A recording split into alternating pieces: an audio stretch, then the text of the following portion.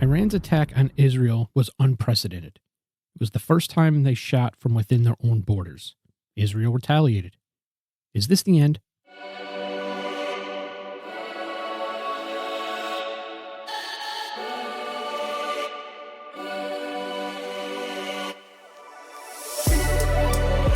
Welcome, friends, to another episode of Headlines in History with me, your host, John Malik. I think we are on episode 7, 8, something like that. We're going to get to a point, hopefully, where we stop counting and it's not all that important which episode we're on. But nonetheless, welcome, specifically and most importantly to those joining us for the first time. But again, I also appreciate everybody who's coming here. Thanks to everyone who's returning. Now, I want to make sure that I throw in the caveat that I haven't thrown in the first couple episodes, but I'm going to do that going forward. Just as a reminder, I do not speak for the Department of Defense. I do not speak for the U.S. Army. I'm just simply speaking from my own experience, and any opinions I have are simply my own. Okay, with that out of the way, let's talk about the foreign affairs topic of the week, and I think that's clearly Iran's attack on Israel in response to Israel's assassination of multiple senior IRGC members on the consulate, the Iranian consulate in Damascus, and Israel's then subsequent response and what that means for the region going forward.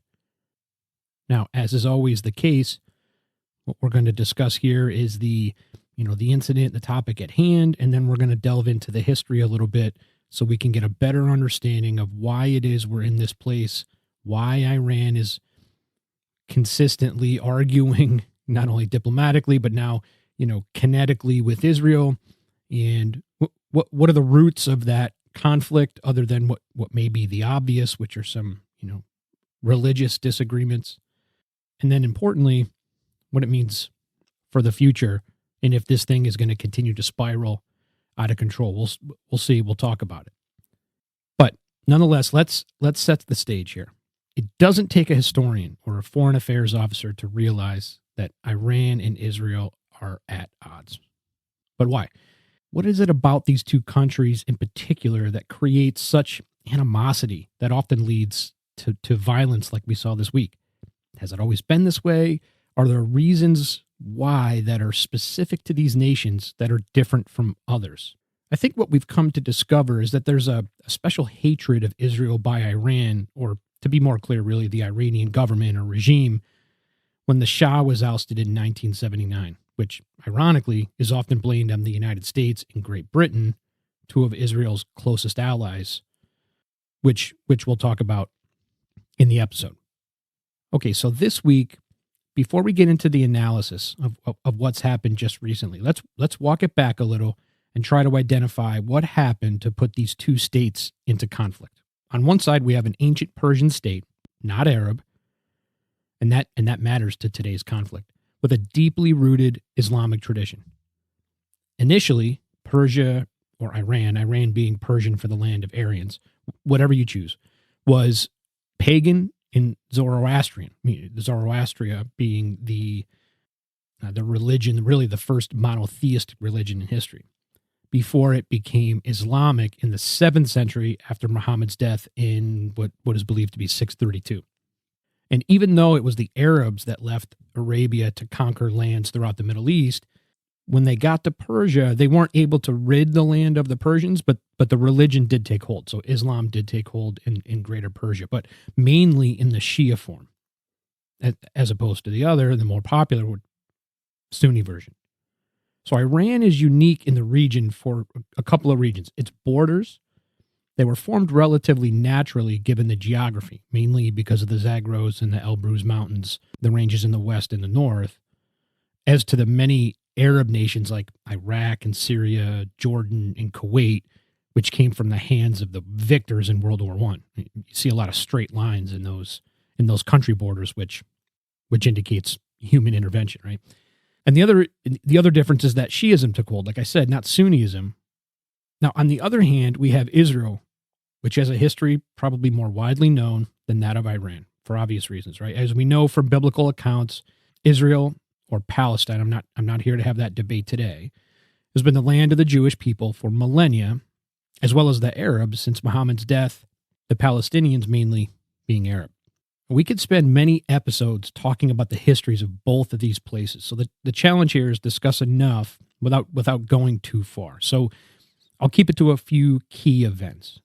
The first event was peaceful, really. After the Babylonians destroyed the first Jewish temple, Cyrus the Great of Persia allowed it to be rebuilt and gave the Israelites permission to rebuild their temple in 538 BCE. Now, why would they have to give them permission? Well, at that point, the land of Palestine was under Persian control, under the Persian Empire.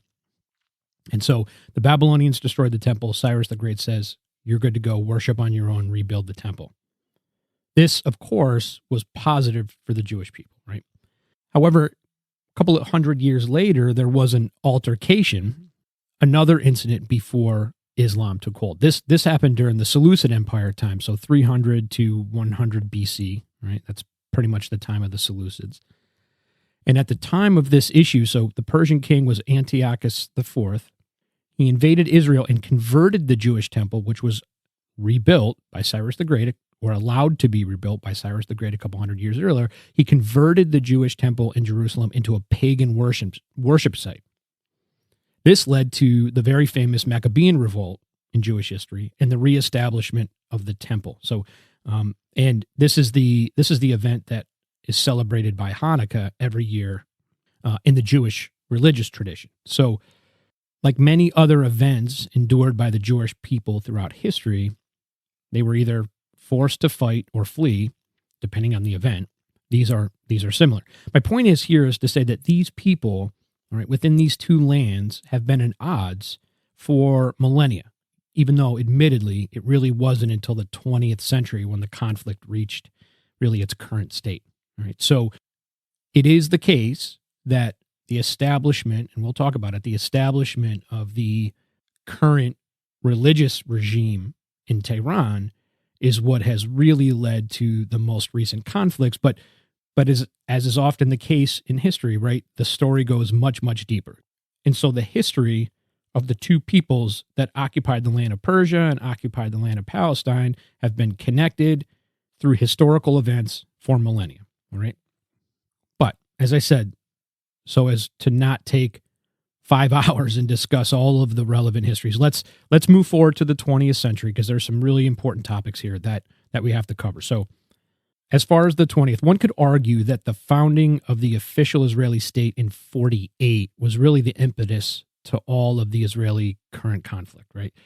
That may seem a little obvious in the sense that, well, in order for Israel to have conflict, it has to exist, right? You could say the same thing about America. Well, the first, all of the conflicts in the history of the United States began when the United States was formed. I got it, but it's special in this instance because Iran, in its own small way, was part of the discussion of the actual creation of the land of Israel, right? And this began in 1947. When the leadership in Iran was part of what was then the UN Special Committee on Palestine. So after World War II, we all understand what happened with the Holocaust.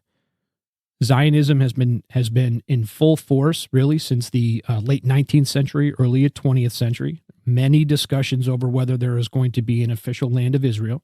And the UN, brand new organization after the Second World War, decides to have a special committee. And they're going to invite numerous countries within the Middle East to discuss what to do with the land of Palestine. So eventually there were 11 voting members as part of this committee, and one of them was Iran. Now, when the time came to vote, there were proposals made in 47, and the one leading proposal was the two-state solution.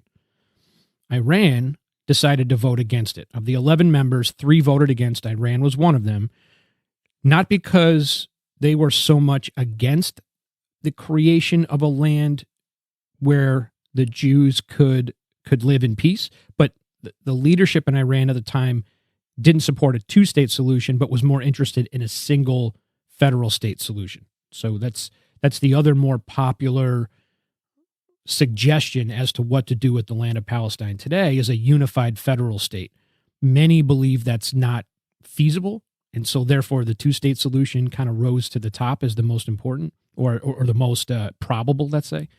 But again, the Iranian leadership at the time didn't believe that that was the case. So they voted against the creation of Israel in the two-state manner. Interestingly, and we'll talk about him in a couple minutes, the Shah, Reza Pahlavi, who would eventually lead the country after Mossadegh was ousted in 1953, he predicted that a two-state solution would lead to generations of violence. He wasn't wrong there. So, Iran leadership voted against two-state solution. 1947. Israel claims independence unilaterally in 1948. As we know, the United States recognizes Israel within an hour of the claim of independence, and we're off and running with the new Jewish state in the Middle East.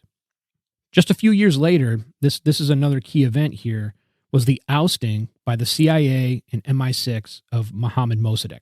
Now, Mossadegh was the duly elected leader in Tehran after World War II. Why was the CIA and MI6, particularly the British government, really disheartened with Mossadegh? Well, communism, right? Which is the lens through which most American foreign policy decisions, British foreign policy decisions were made during the Cold War, right? If you just, all you have to say is communism, and then you understand really what the vast majority of foreign affairs issues were about throughout the 20th century. Mossadegh leaned towards the Soviet Union ideologically, and the Americans and Brits decided he needed to go. The Brits specifically, because Mossadegh cut ties with Britain and nationalized the Anglo-Persian Oil Company, which was controlled mainly by the British for years. And in their eyes, the British eyes, they were losing control over the flow of oil out of Iran. Now, at this time, most of the British naval fleet had converted to oil as opposed to coal, which was used heavily during the early years of the 20th century. So oil became a national security concern for Britain. And again, millions of barrels of oil were coming out of the lands of Iran. And so Britain was not interested in Mossadegh leaning towards the Soviet Union and then nationalizing the oil company, therefore putting Britain in a tough spot. So what happened? A plan was designed and ultimately called Operation Ajax, led by the CIA and MI6, to oust Mossadegh and replace him with an individual more pliable, more interested in working with the West. Mossadegh was replaced by the Shah that I had mentioned earlier, Shah Reza Pahlavi, because he was that person more amenable to the West. After he came in, Iran was really entered kind of a peaceful time frame, if you will, generally between Iran and the West. The Shah was interested in economic prosperity, and he didn't feel like the Soviet socialist economic framework was the way that his country could become wealthier. So he had a more capitalistic view, and so therefore a positive for the United States and Britain. The problem with the Shah is that he was also a brutal leader and terrible to his own people who didn't abide by his doings, right? His wishes. So he had this famous secret police organization called the Savak that just really ran rampant over the Iranian people. And torture, secret prisons, murder, not good stuff. But as I said, his interests were in creating wealth for Iran, and so he had positive relations with the West. And then, therefore, because Israel had positive relations with the West, it kind of worked out between Iran and Israel. They were not at odds at this point. Now, let me make the caveat. They were not at odds politically. Iran had plenty of religious figures, not political figures, but religious figures throughout the population that hated Israel, did not agree with the fact that Israel was an independent country after 1948. They donated loads of money to the Palestinian cause after the creation of Israel. But the Shah really tamped down through the Savak and other ways, but really tamped down that opposition. Again, not so much because he was necessarily interested in whether Israel should exist or not, but because he needed to be in full control. Now, as we look through history, right, there's only so long that a leader like Pahlavi can suppress the people, especially if you are corrupt in some ways and heavy-handed, and if there's enough of a groundswell of ideological dissonance, you're going to run into some problems. And that's eventually what happened in 1979. It really started with the American hostage crisis. The Shah was ousted, and then Ayatollah Khomeini began his Islamic Revolution. So short recap. The Ayatollah, as I said, Khomeini, the Shia religious leader in Iran, had been increasing his anti-Shah rhetoric during the 70s, and eventually a couple of college students, I shouldn't say a couple, but a group of college students forced their way into the American embassy in Tehran. They ended up taking hostages for a total of 444 days. Side note, they were released on the first day of President Reagan's administration after they were kidnapped during the Carter administration. Anyway, there's a lot of debate as to whether the Ayatollah played any direct role in the kidnapping of the Americans in the embassy, but whether he did or not, he certainly took advantage of the situation by calling for the Shah's ousting and then fomenting revolution with the intent of booting out the West, the Americans, from there, what he called the den of spies. That was the language he used of the embassy, which, come to find out, there certainly was a CIA connection to the embassy in Tehran. Now, understand at this time, the Shah was receiving, and this was a controversial decision nonetheless, but he was still receiving treatment for cancer in the United States, which created a power vacuum that Khomeini took advantage of and that he needed to take control. So the students take the embassy, becomes an international conflagration. It's on the news every single day. American media personnel are interviewing the Ayatollah. They're interviewing the students who took the hostages. There was a countdown on the nightly news every single day. It was a global problem. Because the Shah is not in country at the time, the Ayatollah and his followers were able to really push aside, defeat, force to crumble the Shah's government, and the Ayatollah took charge. He was now not only the religious, but the political leader in Tehran. So what do you think happened with any of the positive relations that the Iranian political community had with Israel? Of course, it all ended the day the Ayatollah took over. Immediately cut ties. All agreements were abandoned. And interestingly, the Israeli embassy in Tehran was turned over to the PLO, the Palestinian Liberation Organization, as just kind of another a screw to the wall, if you will. So Khomeini called Israel at that point the little Satan, under the protection of the great Satan, America. So that should give you an understanding of really where the Ayatollah stands in terms of his international relations and his plans for dealing with the West. So Iran is part of the Special Committee on Palestine, votes for a one-state solution in 47, doesn't happen. Israel formed in 48. The U.S. and Britain go in, they remove Mossadegh in 53, replace him with the Shah. Shah's a little heavy-handed, dies of cancer. Ayatollah takes over in 79. That's the real turning point, the real catalyst, if you will, is that turn in 79. So there are a couple of more events though that help to give clarity to this problem set, right? Something rather fascinating did happen in the early 80s here. As we often talk about on the show, acute national security challenges make for some strange bedfellows, right? I say this really often. And that's exactly what happened during the early 80s and during the Iran-Iraq war.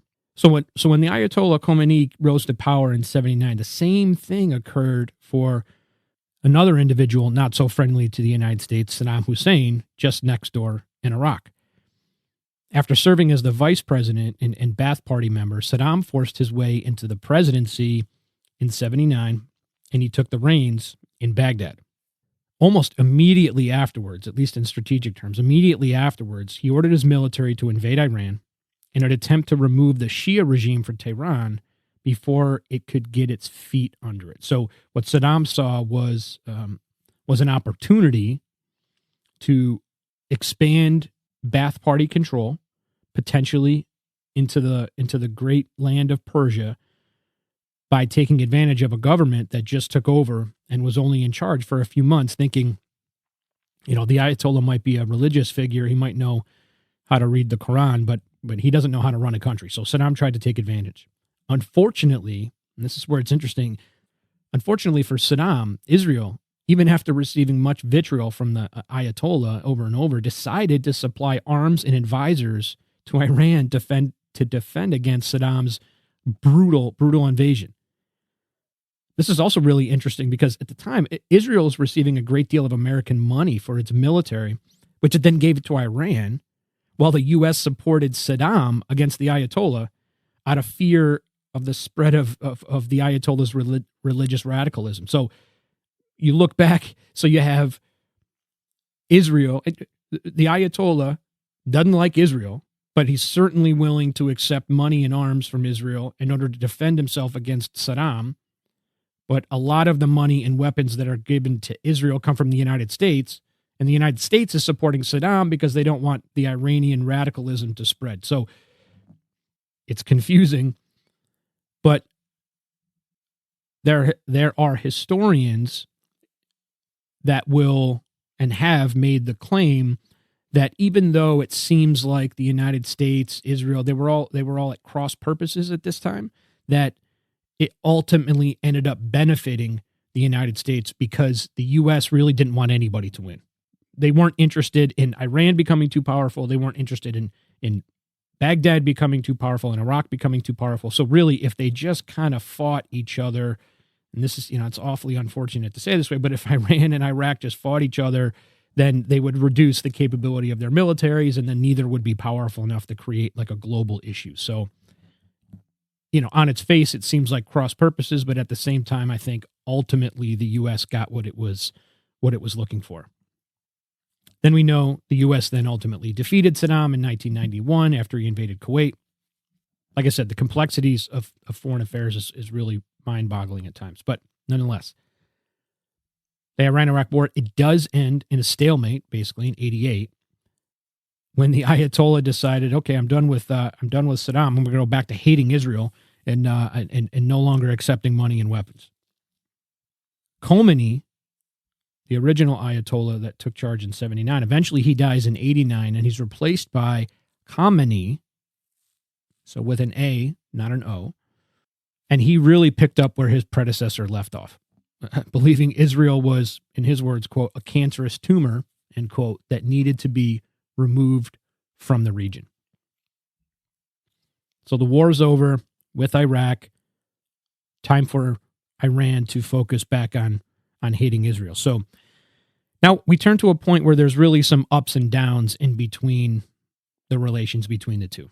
There were even at times there were some behind the scenes negotiations, if you will, to accept Israel's existence. This was being pushed by the United States to try and create a more peaceful region, but that didn't end up coming to fruition, as we see today. I'd say the next real key event was probably in the relationship between Iran and Israel, let's say is in 2010 with the Stuxnet attack on Iran's nuclear facilities. If you recall, this is a major malware event that did some damage to Iran's nuclear facilities. So, although never verified, many believe in the United States, along with Israel in part, were responsible for the malware attack. So what happened was code was entered into the nuclear computer system, which forced the centrifuges that were producing uranium in Iran to spin so rapidly that they ended up breaking themselves because they were spinning too quickly. And it did end up setting back Iran's nuclear program for many years. It was considered a win for whoever was responsible, right? Again, many historians and analysts say that, it has the hallmark of the United States in particular, with some support from Israel, but this has never been officially verified by the U.S. government. Why is this important out of any of the other issues that may have happened is that this one really made clear to Iran that the quote West, which of course Tehran considers Israel to be a part of, would stop really at nothing to keep from Iran becoming a nuclear power.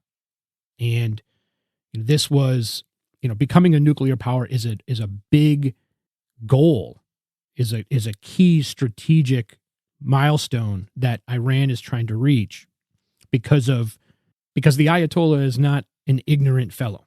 Right? He looks and can see the rest of the nuclear powers across the world and how they are able to withstand pressure, diplomatic, economic, from the West because of the simple fact that they have nuclear weapons. Now, the Ayatollah today, then and today, claims that his goal of becoming a nuclear power is for energy only. I'll leave that to you to decide whether you think that's true or not. Of course, in my opinion, it's clearly not. But he sees North Korea, Pakistan, India. He could see that if you have nukes, there's nothing, I don't want to say there's nothing, but there's very little that the West can do to do anything to you to remove you.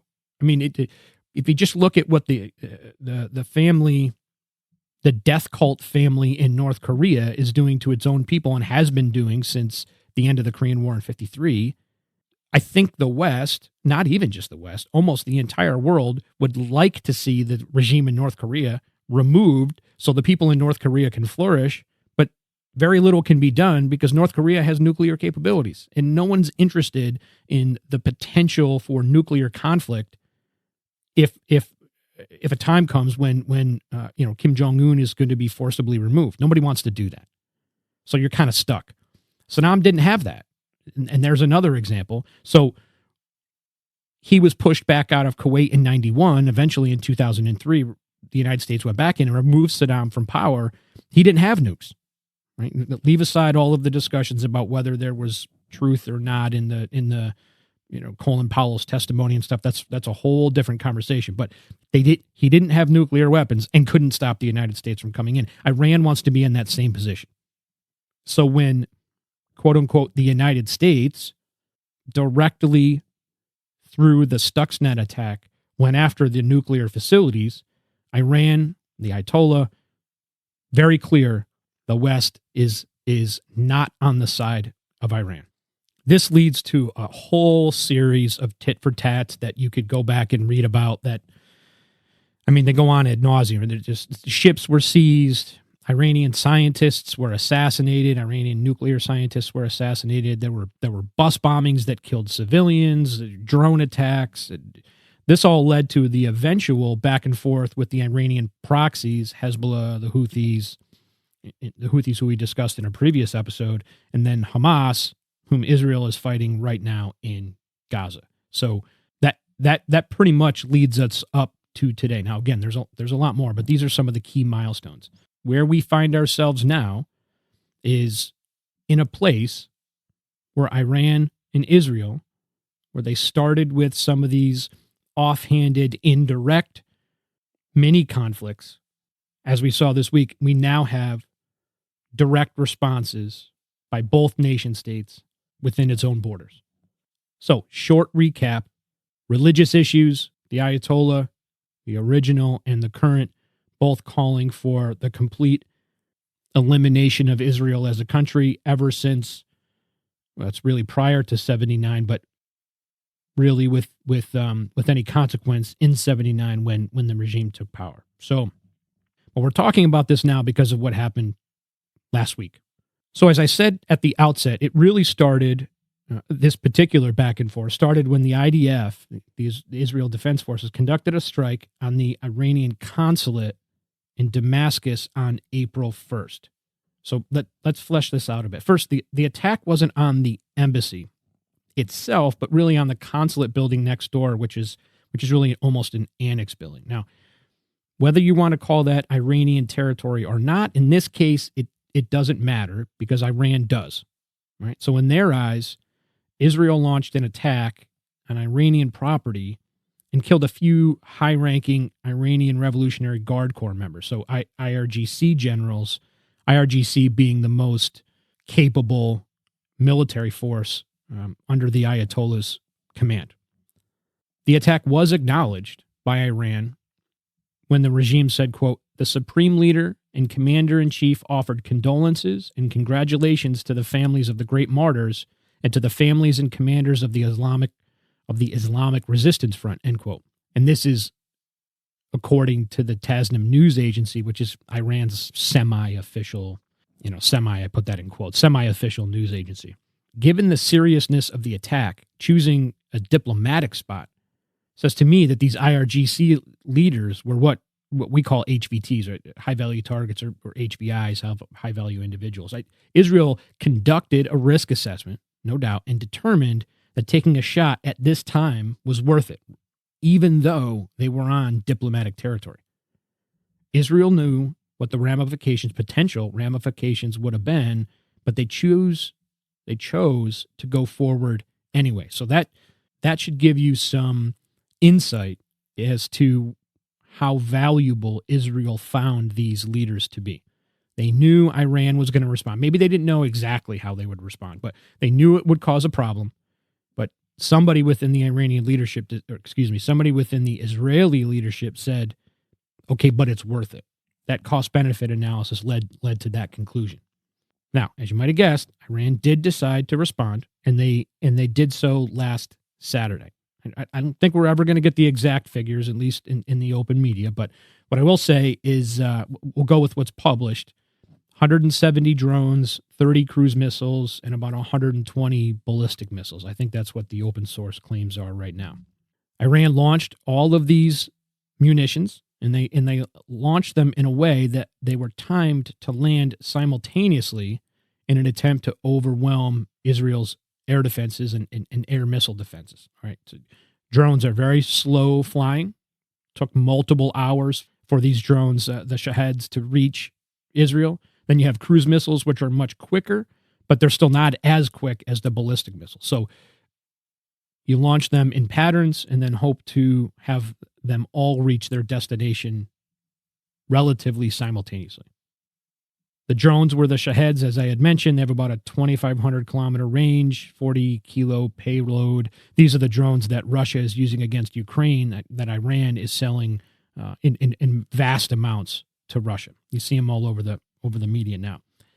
I haven't seen any official claims as to which types of LACM, so the land attack cruise missiles and the ballistic missiles that were launched, which ones they were. I did see some reporting that the LACM was possibly the Pava 351, which is one of Iran's more common missiles. As for ballistic, again, I didn't see exactly, but Iran could have used the Fatah 313 or the Shahab 3. These are both very capable ballistic missiles. Hard to tell in the open media, but nonetheless, the types aren't so relevant. It's just know it's drones, land attack, and ballistic. All have different purposes. As an aside, on the American side of the house, it's interesting. This incident was the first time the U.S. used our counter ballistic Standard Missile 3, which is an exoplanet anti-ballistic missile capability. So this technology, this munition has been in use in training missions for years now, but we haven't had the opportunity to use it in quote unquote combat.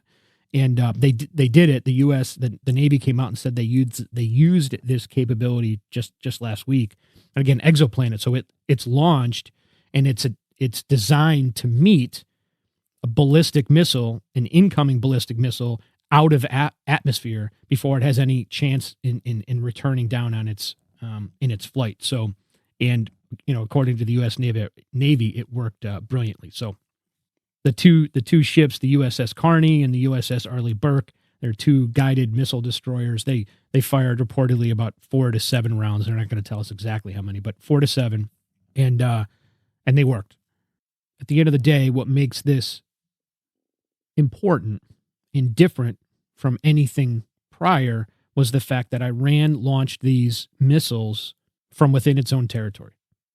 Normally, when Iran has an issue, it uses its proxy forces, Hezbollah, Houthis, Hamas, and the Shia militia groups in Iraq, to give them plausible deniability, as thin as it may be, but they do it nonetheless to give themselves some plausible deniability.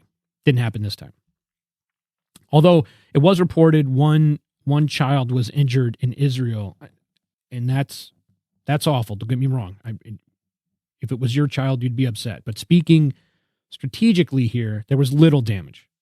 Okay, reports are possible that 7 missiles landed in the north, some maybe in the south. In the north, they were targeting the Negev airfield. There's some video online, and you could see some of the missiles landing there. But overall, there was no widespread damage or death.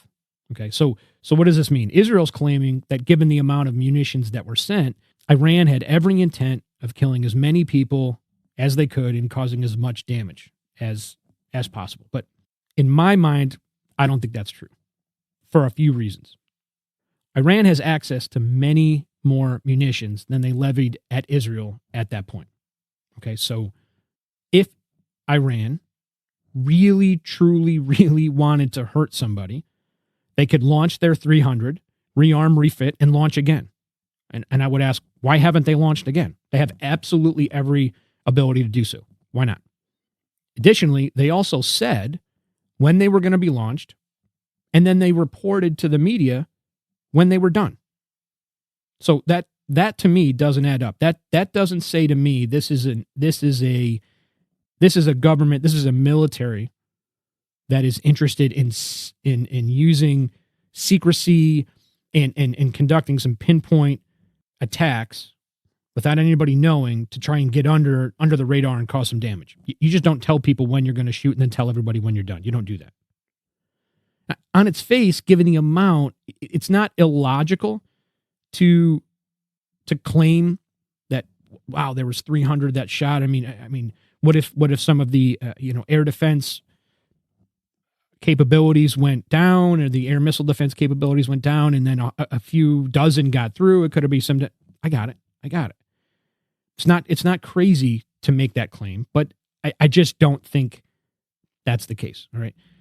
Iran wants to demonstrate a level of strength without triggering a massive response from Israel they can't handle. Iran knows its limitations. Let me give you a quote from 2 analysts, Dr. Saddam Vakal and Bilal Saab, who are authors and writers for the Chatham House, which is really a well-respected Washington think tank. They said this in their most recent article, quote, "Had Iran's intent been to hurt Israel, it wouldn't have violated a core principle of military operations, the element of surprise. But it did. It telegraphed its intentions to Washington and several Arab and European capitals and ensured them that its strike would be relatively limited," end quote. They go on to say, as I've been saying for days now, that Iran gained in other ways. Okay, so the question is, well, if Iran wasn't interested in killing a lot of people and causing mass damage, then what were they trying to do? Here's a few points. One, they gathered force protection intelligence on Israel's air defense capabilities, which they didn't have in this way yet.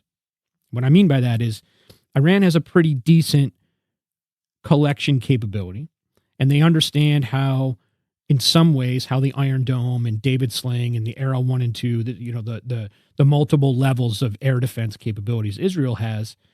Plus, they knew the United States would probably get involved in France and Britain, which they did.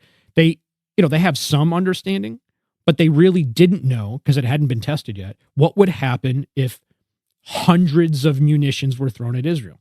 So they were able to gather some further intelligence. They watched all of these counter battery air missile defense batteries. They watched them fire in order, how quickly, how often, in what order, all that. It's all been gathered as good intelligence. Now they have a better understanding of how that stuff works. Second benefit, they did turn up the heat, as I had mentioned earlier, by launching from Iran proper. So it did demonstrate a seriousness to their response. They were not happy, it is true, that Israel assassinated some of their most senior members on, quote, Iranian territory in Syria. And so Iran took the next step, and it launched from within its own territory. So it demonstrated some strength. Another key one here, and this is diplomatic in nature, but still important nonetheless, it verified what has been assessed for years now, and that's the strength of the alliance between the Arab countries in the region, right? So Iran didn't know if Jordan and the Kingdom of Saudi Arabia, KSA, the Kingdom of Saudi Arabia, would get involved in protecting Israel or not. But now it knows. Okay, so as we know, during the Trump administration, in my mind, one of the more effective diplomatic moves was the establishment or the creation of the Abraham Accords, and that is an increase in economic and potentially military ties between the Gulf countries, mainly the Arab countries in the Middle East, and Israel. And that has been discussed for years. It's been a policy that has been carried forward into the Biden administration. And so Iran, gathering intelligence, sees that this is happening, probably has somewhat of an understanding of how this new, I don't want to call it an alliance because that would be legal, but this new potential relationship between these countries and Israel, what that might mean, but how are you going to test it until you actually shoot at Israel?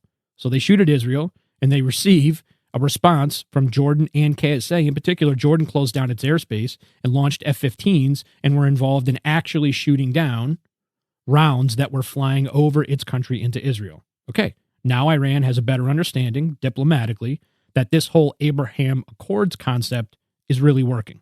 And the Arab countries are putting their money where their mouth is. They're not just saying they would support Israel, they actually did. And that is a huge, from a historical perspective, that is a huge change in policy, I would say, since World War I, when you had really the creation of these Arab countries. And the first time these countries came out and were like, listen, we're all about defending Israel because it benefits us in some way. Big win for Iran in understanding that. More tactically, my fourth point here, more tactically and tangibly, it forced the U.S. and its allies to spend what is believed right now about $1 billion in a few hours on all the munitions that were launched against Iran. Most of the estimates place the cost on what Iran had to spend at about 10% of that. Yes, the economies in the West are much, much larger, Britain and the United States, than Iran. Nonetheless, $1 billion is $1 billion, especially $1 billion in a couple of hours. Now, you could also make the argument, well, it was worth it for obvious reasons. We were able to protect Israel. Okay, $1 billion isn't that crazy for such big economies. And, we also learned, we gathered a bunch of intelligence on how Iran would decide to launch missiles and in what order and from which places. So there was some intelligence gathered there. So it's not a lose-lose. I'm not saying it wasn't that, the United States and the West didn't get anything out of responding, at least economically. There was some value in spending that money. But again, nonetheless, $1 billion is $1 billion. And regardless of how much money it cost, those are still spent rounds. Those rounds have to be replaced. The rounds that are Israeli within the Iron Dome, which, by the way, the United States supplies a lot of, and these the anti-ballistic missiles that the U.S. shot, the Standard Missile 3s, they all have to be replaced. So there's a whole logistics process that has to continue to work itself. So all benefits to Iran. As a subset of that too, Iran knows that the United States in particular, in the political environment, there are a lot of Americans who are not interested in spending that kind of money to defend other nations. Look at Ukraine and Russia, right? There's political back and forth as to whether this is even something that we should be doing on that level. $1 billion is a lot of money. It is true, I'm recording this on April 24th, it is true that yesterday the Senate, after the House had passed it yesterday, the Senate passed, the $61 billion appropriations fund for Ukraine. So it eventually made it through the process, but nonetheless, it has taken a long time because of the current political climate in the United States. Iran was testing that as well. And lastly, let me make clear here, no matter what the media tells you or what Iran bloviates about in the media, it doesn't want a war with Israel or the United States. Full stop. Okay? Either does Russia, for that matter. But Russia doesn't want a war with NATO. Full stop. It doesn't. No one wants it. Okay? And so Iran, the leadership in Iran, is not naive. And if every single round that was launched from Iran into Israel was intended to hurt somebody, and Iran was trying to be 100% successful, if they detonated 300 drones, LACMs, and ballistic missiles, killing hundreds, potentially thousands of Israelis, damaging military locations, bombing Tel Aviv, striking Jerusalem, all of which didn't happen. Iran knew there would be a significant response. Now, there was an Israeli response. We'll talk about that in a minute, but they knew there would be a much, much larger response, one that they don't want to have to deal with. Because at the end of the day, Iran knows where it stands militarily against Israel in the West, and it's not on par. Now, one last point to address here. Israel, supported by the West, has come out in the media and said that the air defense was 99% effective and only a few rounds had landed where they did. As I said, there were a couple in the north and in the south, and one person was injured. Israel is significantly capable. And when combined with the United States, Britain, France, and the others that helped, of course, it surely can be the case that 99% of the munitions launched against Israel were intercepted. Of course, that still doesn't change.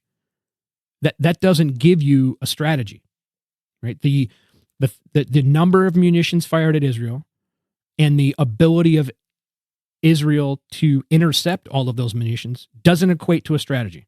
Just because they were that effective doesn't mean that Iran was trying to actually conduct massive damage. Those two things don't have to be the same.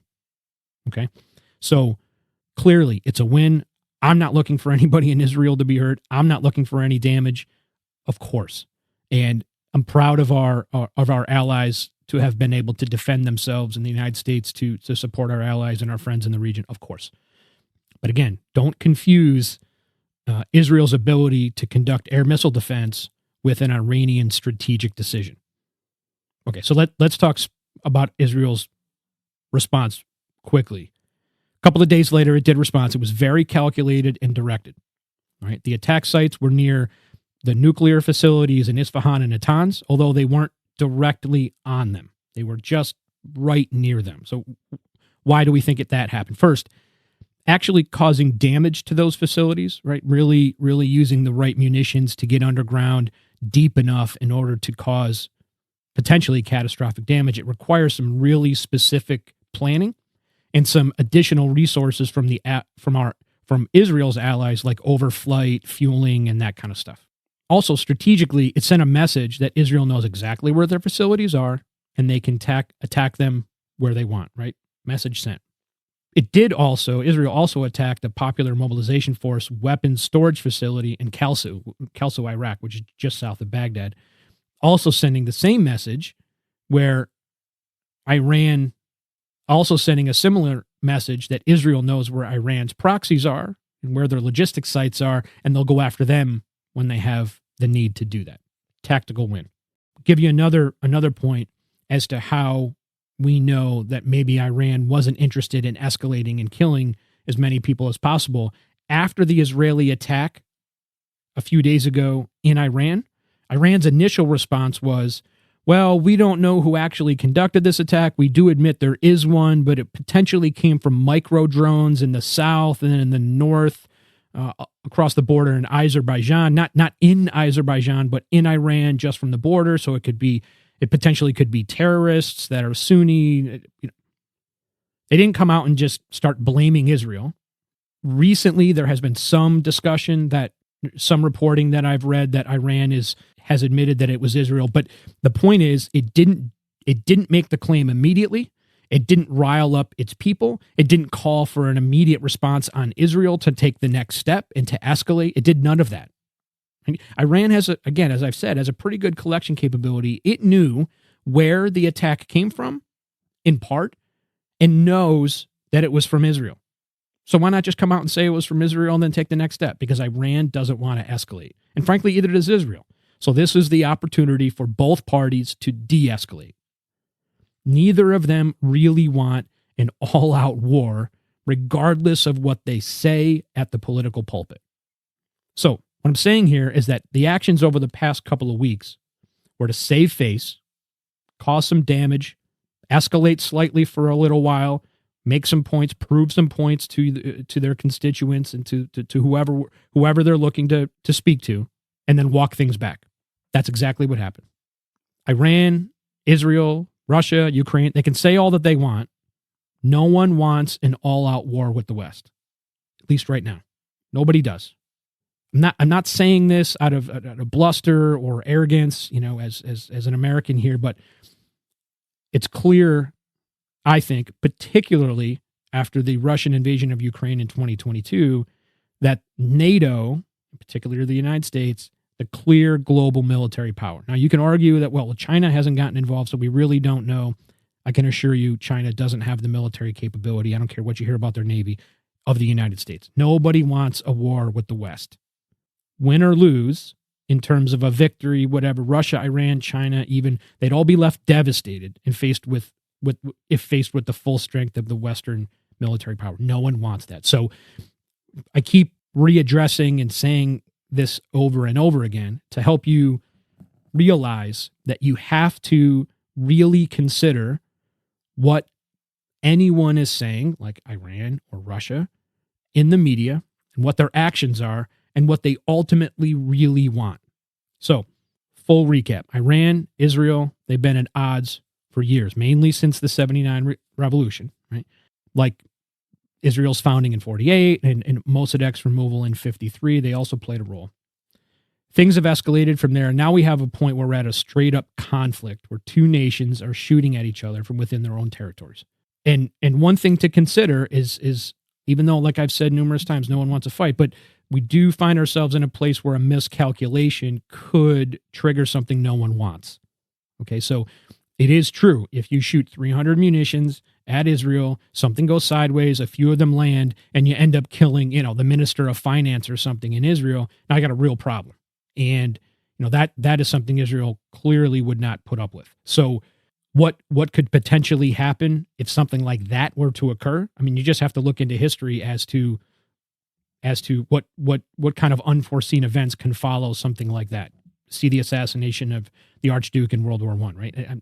I'm not saying World War III is coming. What I am saying, though, is that if you do shoot a gun at somebody and you end up killing someone, something could happen after that where someone wants to respond. So those potentialities exist when Iran does something like this. So that's always something that we should be paying attention to.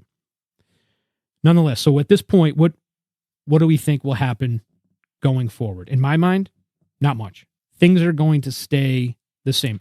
In the short term, as I said, things are going to de-escalate, and you're not going to see any responses, even though there may be some off-the-books actions that we won't hear about until somebody writes a book about it in 100 years. But in the media, you're going to see no response.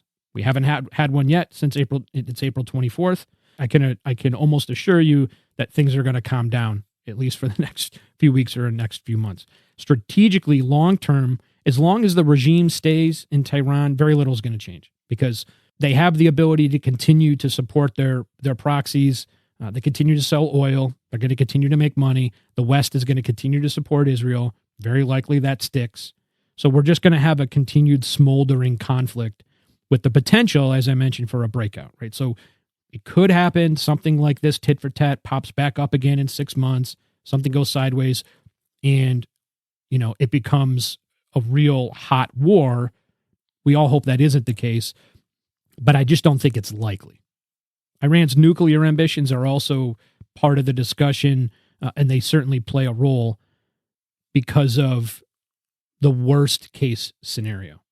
The fear ultimately that I have is that if the Iranian regime feels that it's no longer in command, it's no longer going to be in charge of Tehran, and they get their hands on nuclear weapons. I can't confirm or deny whether they have them now. You can use your own assessments as to whether you think that's true or not. But I find it highly unlikely that, regardless of what the Ayatollah says, that it's possible if the Ayatollah and his people fear that they're losing control, and the whole point of the revolution, the concept of, my pronunciation is going to be awful here, but Vilayat al-Faqih, which is the 12er Shia Islamic law concept that the Ayatollah feels is his duty to spread across the entire world.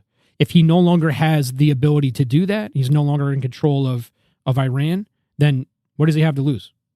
What else is there in life, right? So if he really does feel, he's being honest about the idea that Israel deserves no place on this earth, is it possible that he could use nuclear weapons as a way to take everybody else with him on his way out? I mean, don't think it's so crazy, okay? And that's ultimately the main fear. But nonetheless, in the near term, de-escalated. Obviously, there's a potential for something to happen in the future. Again, let's say Israel wants to assassinate some more personnel. The one other thing that we should consider here is that, there is, and why these most recent events are kind of a big deal, is that there's no way for Iran to now step back. And what I mean by that is, though, they can continue to use proxies, which they will, the Houthis to sea ships, and they'll shoot at Israel, potentially from Hezbollah and Hamas in Gaza, and then you'll have some Shia militia groups that may attack Americans in Iraq, and they'll continue to use plausible deniability. But there's no way to then take another step like they did just last week and say, okay, well, now I'm going to shoot from within my borders. Well, what's the next step? How do you escalate from, well, I did shoot from within my borders, so now what do I do? Now we might be in a place where you think, well, maybe Iran does want to try and hurt some people. Maybe they really do want to assassinate a high-level government figure to see if that's the next step. That's the concern. You can't take a next step by doing the same thing, and that is shooting from within your own country, right? They've already done that. So we'll just have to see. Like anything else in history, we can use history to guide us, but often it doesn't tell us exactly what's going to happen in the future. So we'll try to make the assessments and we'll see what happens. So okay, hopefully that was a good breakdown for everybody. Give you enough of the history and enough of the discussion on the current conflict. I really appreciate everyone coming in and taking a listen this week. We'll be putting out another episode in the next 7 to 10 days. Thanks, everybody, for joining. As always, if you have any questions, you can feel free to email me at johnmollick@headlinesinhistory.com. You can find me on YouTube, like and subscribe if you see the videos there on the shorts. Under my name, John Mollick. You can see me on Instagram at Headlines in History, and some of the shorts that I put out or the reels that I put out there about a bunch of these topics. And again, appreciate you coming by, and we'll see you next time.